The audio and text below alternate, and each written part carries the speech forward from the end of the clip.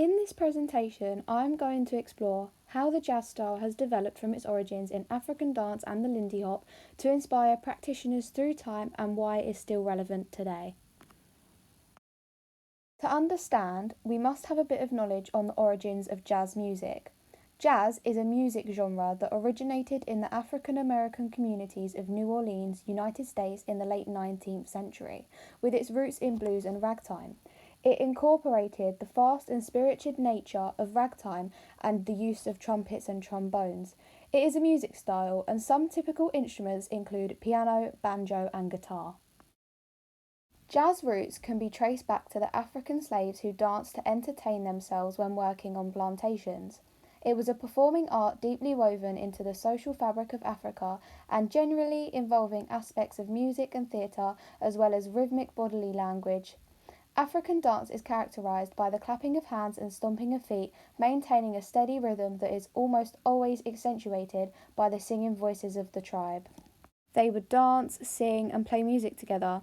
Some movements that we would see in African dance is hip-bopping and circling, shimmying, chest bumping, which you can see in our movements that we are performing in the clip right now. African dance is a way of celebrating either death, weddings, or religious ceremonies. African music has a lot of percussion and the steady rhythm is created by a steel drum.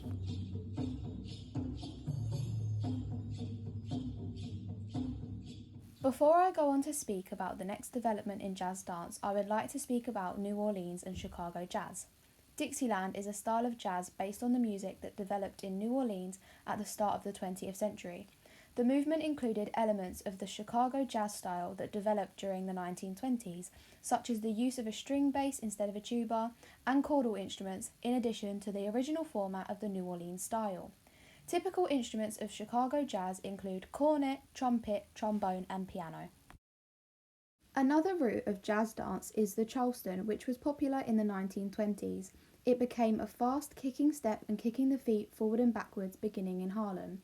The dance was performed at popular clubs in America to ragtime music. The music is played at a very fast tempo, which is also complemented by the fast rhythm of the dancers, which we will also see that Jack Cole uses later. At this time, women started to break the conventions of dance. They wanted to reveal more skin, be less elegant, and have more fun. This was enhanced by the flapper dress, as it was much more revealing, and when the dancers moved, the tassels would shake on their dresses, adding more fun to the dance. The shimmy and the shake were the main movements to cause these tassels to shake and are very similar to the movements we see in African dance. So is the idea of having one body part move separately to another, which is seen in both the Charleston and African dance, giving us a clear visual development. Some classical Charleston movements involve the shuffling of the feet, bent elbows, and very fast kick sequences. Sometimes the dancers would also hold cheeky poses such as putting the finger to the lips as if telling the audience to shush, which you can see me doing in the current video.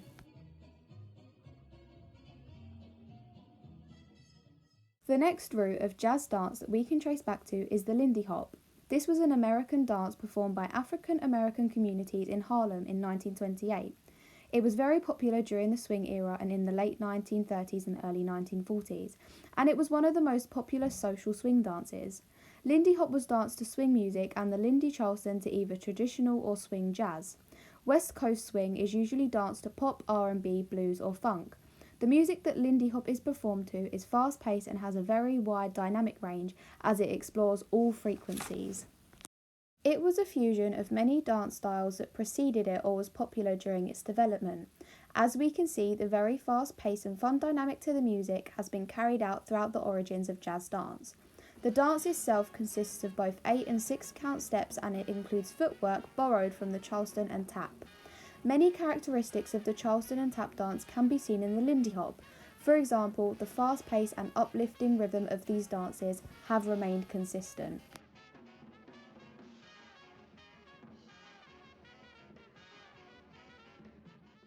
A turning point for the jazz idiom was the Bebop Revolution.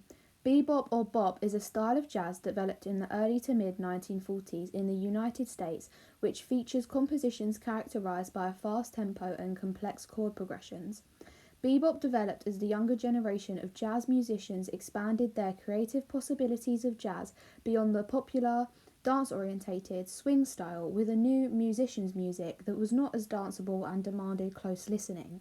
As bebop was not intended for dancing, it enabled the musicians to play at faster tempos, parting music from dance. This also meant that during this time, jazz dance and music started to become separate things, so now jazz music and dance became completely independent and no longer relied on each other. Now I am going to discuss some key jazz practitioners and pioneers of the style. The first key figure I'm going to talk about is Jack Cole, who was an American dancer and choreographer who was known as the father of theatrical jazz. He combined elements of modern swing and ethnic dance. Some of his stylistic features include huge leaps, deep pliés, rapid direction changes, long knee slides, and syncopation and isolations of the heads, arms, and fingers. He studied Indian dance and used this type of ethnic dance in his works. Jack Cole choreographed pieces for Hollywood, film, and musicals, as this was a growing form of entertainment during the late 19th century. He choreographed the Diamonds Are a Girl's Best Friend sequence for Marilyn Monroe in 1953. Cole worked with both men and women and was interested in the physicality of the male body. His works involved a lot of bare chest, pelvis work, and a lot of male sensuality. For example, in the work The I Don't Care Girl, all of the dancers are men. Also, in Kismet, the male dancers have bare chests. This differs from dances like the Charleston, as it was mainly women who were showing skin and performing these sensual dances in flapper dresses. Cole uses music ranging from lyrical songs to songs with percussion and various instruments. In Diamonds Are a Girl's Best Friend, Marilyn Monroe sings the lyrics herself, whereas in Kismet there are various instruments including trumpets, drums and piano. Most of the music he uses is very fast-paced to complement the speed of his choreography. The fact that he now uses lyrical songs shows a clear development from the Lindy Hop and the Cakewalk, as they would dance to big band music and swing music. However, the music in a way is similar to swing music, which dances like the foxtrot were performed to. Both has this slow drifting tempo to it, and they both use the same instruments such as the saxophone and drums. In African dance, the dancer would usually call out a chant when dancing, which is kind of like the way the female dancers in Kismet whistle in the dance. One final thing I'd like to add is the dancers also have bells on their ankles, which is a classical Indian stylistic feature, so when they stamp their feet this makes a sound which is also similar to the way African dancers would use body percussion. The next huge figure when it comes to jazz dance is Bob Fosse, who was a choreographer born in Chicago on June 23, 1927. He was interested in dance from a young age, and by his teens he was professionally dancing in nightclubs where he was exposed to vaudeville and burlesque. His unique jazz style was stylish, sexy and easily recognised. As he grew up in cabaret nightclubs, the nature of his style was sexually suggestive. 3 of his trademarks include turned-in knees, sideways shuffling, and shoulder rolls. Some of his stylistic features include contractions, turned-out feet, hip thrusts, snapped wrists, smooth and sharp dynamics, theatrical and sexy movement, using props, and dancing in counts of 8. Fosse started off in Broadway and then went on to spend his career choreographing pieces for stage, film, and television. Some of his most famous works include Damn Yankees Charity Cabaret and Liza with a Z. His own works include Chicago, All That Jazz and Big Deal. In his work, he uses a range of musical accompaniment including lyrical, which is like Jack Cole, using a large range of instruments including trumpets, drums and piano to complement the dancer's movement. The music in Rich Man's Frog is very simplistic and has minimal instruments playing, for example, a hi-hat drum. He also uses pauses in the music to complement the dancers, as when the music stops, they hold very strong poses. In his pieces, he works with both men and women, especially sexualizing women. For example, in Rich Man's Frog, Suzanne Carney, the lead female dancer, ends with her pelvis thrusting forward so that she is nearly in a backbend, flanked by 2 male dancers who lead with their chests puffed forward, holding a cigarette extended in one hand in a way that makes them look like old school butlers. In most of his works, the focus is on the female dancer having the higher status and the male dancers almost being their servants, which is a contrast to Jack Cole, who mainly focuses on the male dancers. The next jazz choreographer I will speak about is Jerome Robbins, who was born in New York City the 11th of October 1918. Jerome started to dance and choreograph officially in 1937. Overall, he created 54 ballets and choreographed or directed more than 20 Broadway shows, which is very important when it comes down to the development of jazz. Some of his most famous shows include West Side Story, Fiddler on the Roof, and Gypsy. Right now, I'm showing you the prologue to West Side Story. West Side Story was considered the most important musicals in history, as it was the first musical to prioritise dance instead of acting or singing. If the dancing was not included in this musical, then there would be no storyline. This is extremely fresh in the industry and nobody had done anything like it before. Within West Side Story, he works with both male and female dancers, specifically focusing on the males.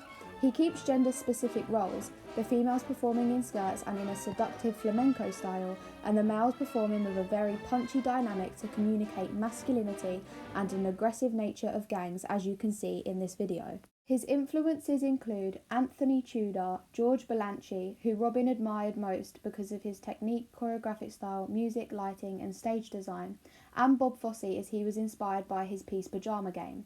The fact that he was inspired by Bob Fosse is very important, as it shows that previous choreographers have had a big influence on other jazz choreographers in the industry. He blended ballet, modern jazz and social dance together and included movements such as extensions of the legs, high jumps and step ball changes while running. His work often contained comedy and he liked to include problems and characters that his audience could relate to. He also used dances from other cultures, which we know is something that Jack Cole also did, and pedestrian movement and gesture to allow him to create choreography, which involves characterization, rhythmic complexity, and a dynamic variation. When it came to the music in his work, he would blend jazz, pop, and classical. In the prologue, the dancers click their fingers to create a sound and rhythm. We can also hear string instruments and the music builds up to a crescendo. He also uses pauses in the music for dramatic effect. For example, when the Jets come across the leader of the Sharks, the music comes to a quick stop to signify that there is tension between the two gangs. This is very similar to Bob Fosse, as he also uses pauses in the music for dramatic effect. One of my favourite choreographers who is highly influenced by Bob Fosse is Denise Fay. She is an American director, choreographer and actress. She has choreographed for the film Burlesque and restaged and choreographed Catherine Zeta-Jones in All That Jazz for the 85th Annual Academy Awards. Simply, her works are seen on film, television and for stage. She has a huge interest in human behaviour and studied psychology and urban studies at Columbia University. This is very different to the previous practitioners, as they do not focus on a specific thing like human behaviour in their works. Her dance style is highly influenced by Bob Fosse. She described the dance in Burlesque as being a hybrid of classical Fosse meets current sexy dance. She believes that the human body is gorgeous, which we could also say is like Jack Cole, as he focuses on the masculine body. She likes to play with this idea in Burlesque by choreographing movements that tease the audience, as you can see in the video that is playing now. It allures them to think that maybe they're going to see this beautiful body on stage. This is enhanced by costume, as the dancers wear very revealing clothes and use feather fans to tease the audience. She mainly works with the female dancers, sexualising them and making them look superior. This is different to Cole and Jerome, as they focus on male masculinity, but is very similar to Bob Fosse, especially in his piece Rich Man's Frog, where the female dancer comes in thrusting her hips, creating a very sensual mood, while the male dancers are there to look like servants. Her stylistic features are very much like the stylistic features of burlesque, being hip bopping, shoulder shimmying and hip circles and grinds, strutting and hair flipping. In the opening song of Burlesque, the dancers are seen doing the iconic egg hand movement, which is a key stylistic feature of Bob Fosse, and Christina Aguilera performs all these name movements. While movements like the turns and hair flips are very clearly Bob Fosse style, movements like hip bumping and shimmying can be seen in traditional African dance, meaning that even the first traces of jazz dance can be seen today. She choreographs to traditional burlesque music, which is big band genre, as the low brass used in some of her choreography emphasises the swinging hips of the dancers as they travel across the stage. The music always has a beat and is very groovy, as this is what attracts an audience most, and burlesque, after all, is performed to an audience. The jazz idiom is extremely hard to define, as over the years people have shaped it into a style to fit them, and from these, adaptations like street jazz and commercial jazz have been born. Now I have informed, analysed and compared, I would like you to think about this question. Do you think jazz dance origins are still influential on current practitioners today? Thank you for listening.